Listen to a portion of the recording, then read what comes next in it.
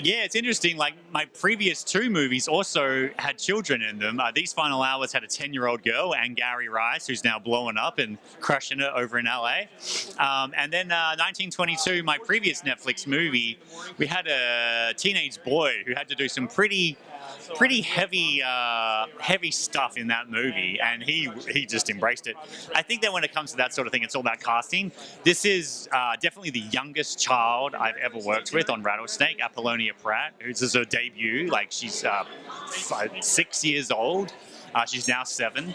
But it's you've got to be patient, and you've got to really just trust your instincts in the casting process to see someone that is going to give you those moments, maybe even off camera, like where you shouldn't be rolling anymore, but you're actually getting a child in the state that you always wanted them, and that's why you casted them. And there's a few of those moments that end up in the movie, because like I always knew that whenever we were working with Apollonia, like we were getting really good stuff, but I was always wary of making sure our DP was always rolling, because and that's what was great about Carmen Jogo. Like she also knew that, and so she would we would find ways to just sort of keep rolling and ask questions and do things.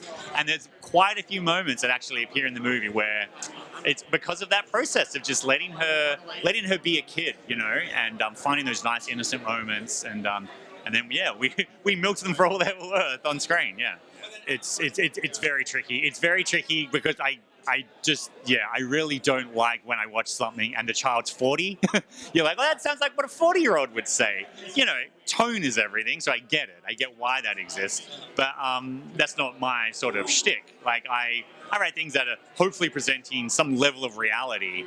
So to make a child, someone you can empathize with without being annoying, without overstaying their welcome, and kids are tricky, but like I think if you can find the right balance between just presenting them as an empathetic, realistic kid, it just depends on the circumstances that you're throwing them into. And in Rattlesnake, it's all about like hopefully an audience empathizing with a mother-daughter scenario, and they're on a road trip. Like it's not fun. It's not supposed to be pleasant, and like they're very tired and they're kind of over it. And that's sort of where we meet this pair, and then things sort of escalate from there.